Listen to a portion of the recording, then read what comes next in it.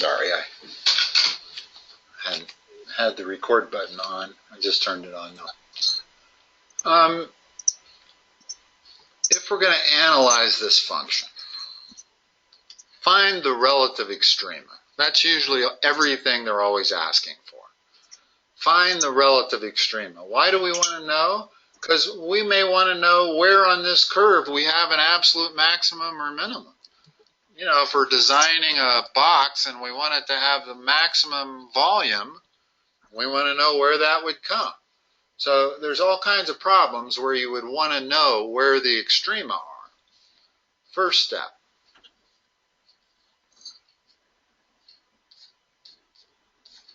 That's always the first step. So just know that your first step is always to take the first derivative. What's that equal to? Negative 15x to the fourth plus 15x squared. Factor that. So, negative 15x squared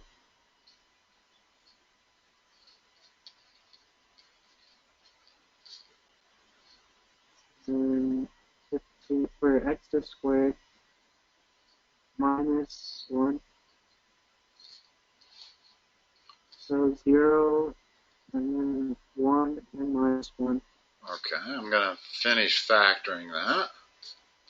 It's difference of perfect squares. So that's f prime of x, and we're always looking for the critical points. The critical points being wherever this thing is either undefined or equal to 0. And don't forget the undefined. If you end up with an x in the denominator, then you got a point there that's undefined. So that has to be considered as a critical point. Okay? But in this case, f prime of x is equal to 0 when x equals 0, 1, or minus 1. And now the goal is to figure out which of those might be relative extrema and which ones might not. What's the next step? Second derivative. Okay, what's the second derivative? Negative 15x cubed. Let me go back to this one before we started factoring it. What is it again? Negative 60x cubed plus 30x 30x. Yeah. Shows you that factoring sometimes hurts. If you still have to calculate the second derivative, you always, in other words, don't ever erase that. You have to factor that to solve for the critical points, but once you've factored it, it becomes harder to take the second derivative. So it's easier to take the second derivative from the unfactored form, okay, which we did. Okay, now what? Now we have our second derivative function. How do we tell what's going on at these 3 points? We plug them into the second derivative. Okay, so what is f double prime of 0 equal to? 0. What is f double prime of 1 equal to? Negative 30.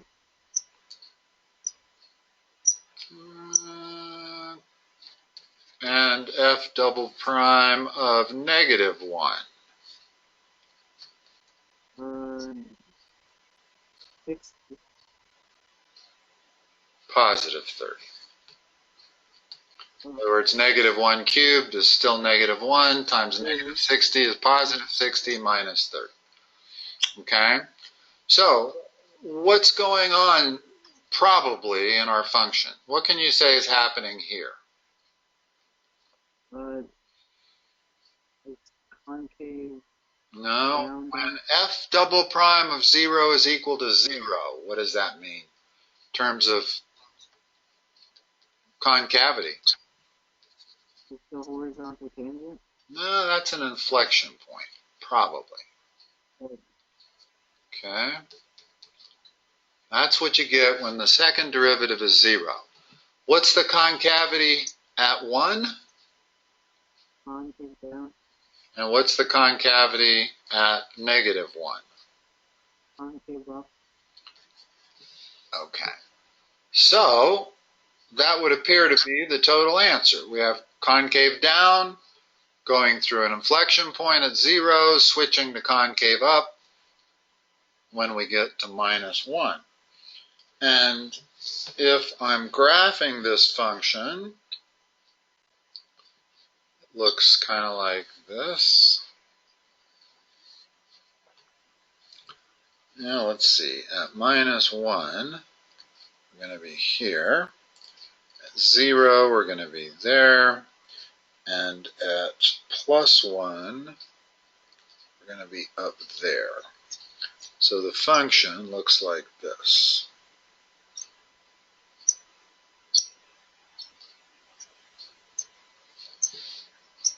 Oops, excuse me.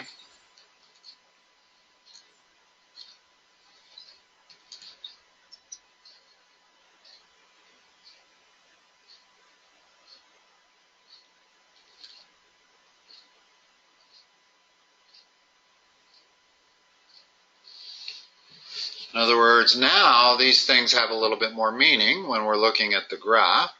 First of all, we have an inflection point there. Do you see why that's an inflection point? That is actually concave down for just a bit. Ooh.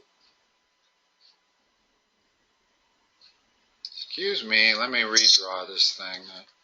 It's important to be precise on it because in terms of showing concavity, I haven't done it.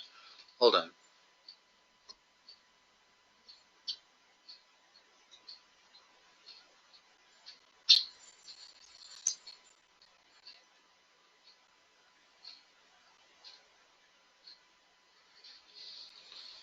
All right. If we look at -1, this point here, we were supposed to be concave up. We are. That is a local minimum.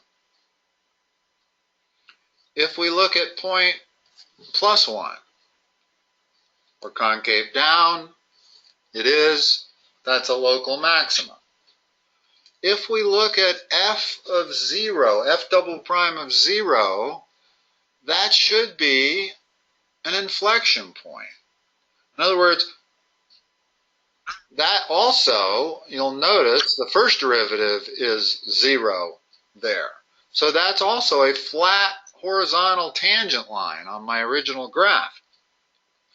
But the slopes go plus, plus, plus, horizontal tangent line, plus, plus, plus. So these slopes don't change signs. So there's no way that is a local extrema. Now, is it an inflection point? Yeah. We got concave.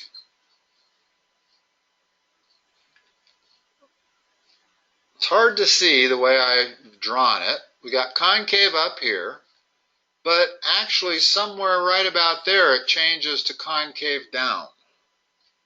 And then on the other side it goes to concave up. In other words, there's a little bit of curvature there, like that, okay, to give you this concave down. So yes, f double prime of 0 being equal to 0 is indeed an inflection point on this curve. Now, what I wanted to write,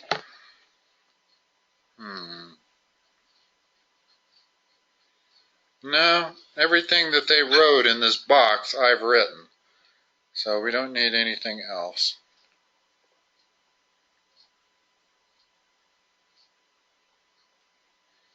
Okay.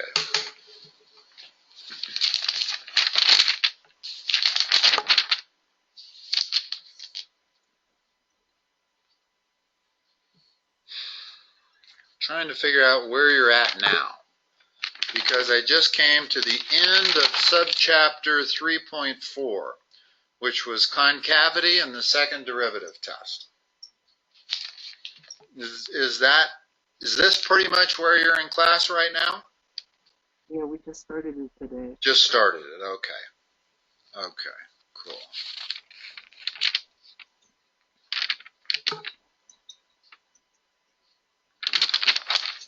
Well, let's just do some more problems of this. Yeah. I mean, we only have 15 minutes left. Let's do some traditional problems that you're going to run into on the AP exam.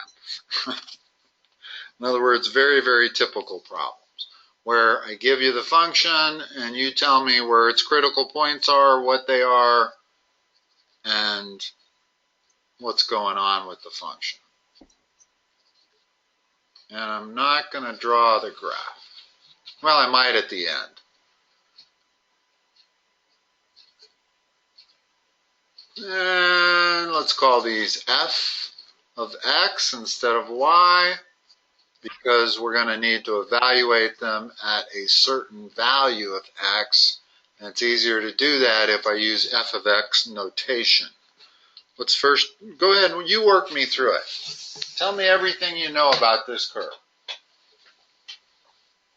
Okay, we'll take the first derivative, so negative 3x squared plus 6x. Then you find the critical number you set equals 0. So then you factor out a negative 3 and an x. And then you multiply that by x minus 2. Yeah, just a suggestion. In my book, they don't factor out the negative sign. And I think the reason they don't is it's too easy to make a mistake and get the sign wrong on this minus 2. Notice that if I factor out a plus 3x, I'm not going to make a mistake. I know that that has to be minus x and that has to be plus 2. And it's just a preference. You can do it either way you want. Only reason I'm guessing is that my book doesn't factor out the negative is because then you have to do some rather creative thinking to figure out what the sign is on this. So my two critical points are what? 0 and 2. Now what? Find the second derivative, so it's negative 6x plus 6.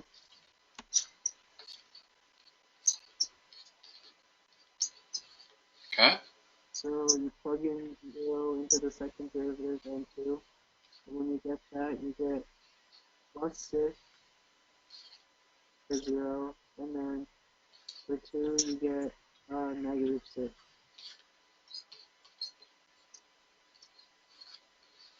So what's going on at 0?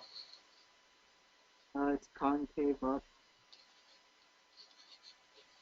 Meaning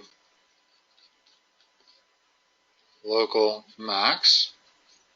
What's going on at 2? Concave down. Meaning local min.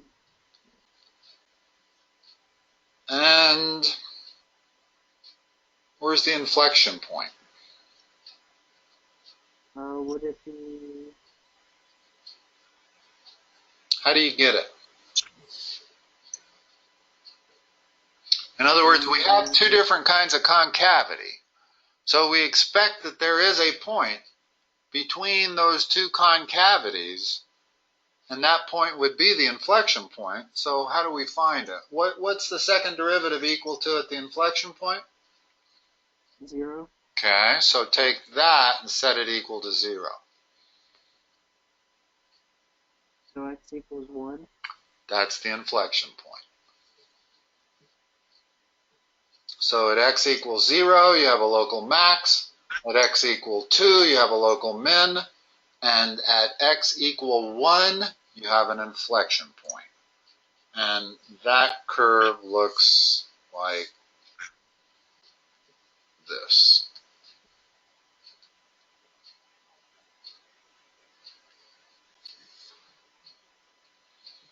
There's 1. There's the inflection point. There's 0, your local minimum, and there's 2, your local maximum.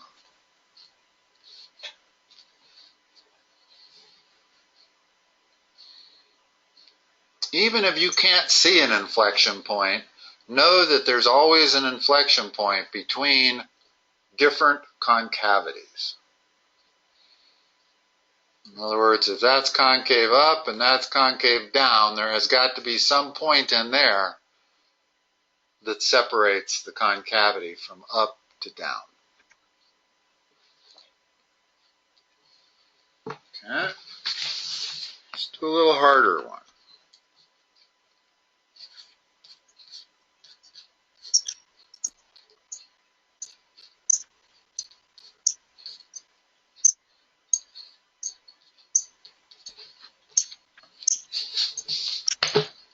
Okay, we might have to do some arithmetic on this Okay, so find the first derivative, which you'd have to do the quotient rule. one. Okay, You get 2x plus 1 times 2x minus 2 times x squared plus 1. x squared minus 1. Oh yeah, x squared minus 1. All over 2x plus 1 squared. Okay. Now, do we need to reduce that? Yeah, we probably do. Let's simplify that. Let's see, that's 4x squared plus 2x. So what's the numerator become? 4x squared plus 2x minus 2x squared plus 2. So what is that? 2x squared plus 2x plus 2 all over 2x plus 1 quantity squared. So that's our first derivative. Where is that going to be? What's the next step? Set it equal to 0. Critical points are where the first derivative is equal to 0 or undefined. So you have to find all of those points. Where is the numerator equal to 0 and where is the denominator equal to 0? Well, so critical points are what? What's the denominator? What makes the denominator equal to 0?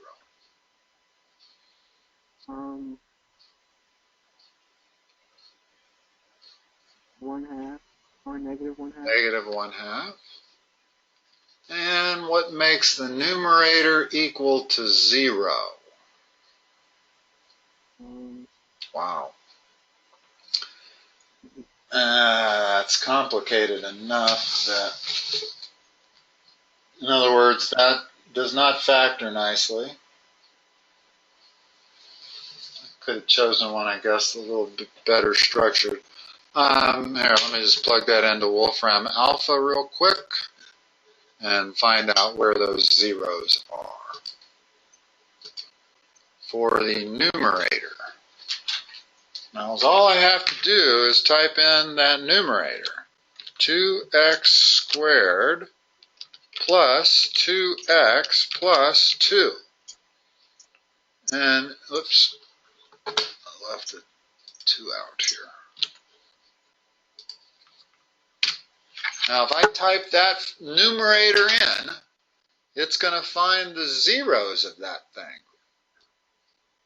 Well, from the graph, I typed it incorrect. There's the input. Can you look at that graph and tell me where the zeros are?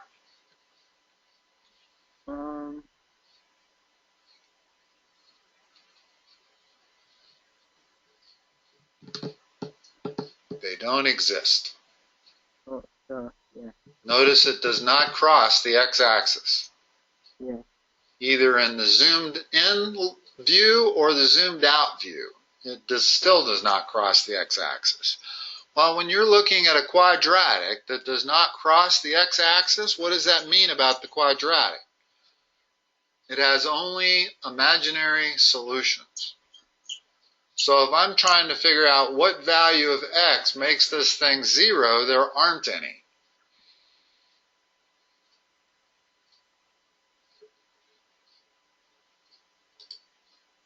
So back to our problem, that means there's only one critical point at x equal minus 1/2.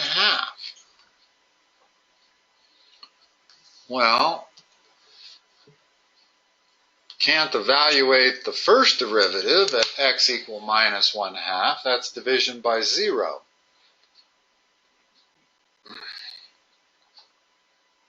So how can I tell what's going on here?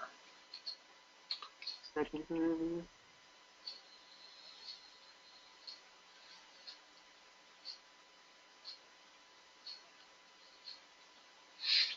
Okay, let's try the second derivative and see what happens. Oy.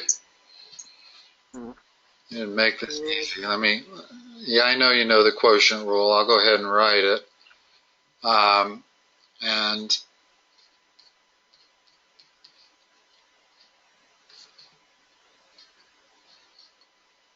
oy, wow. It's 2x plus 1 times 2, so that is 4x plus 2 times the top.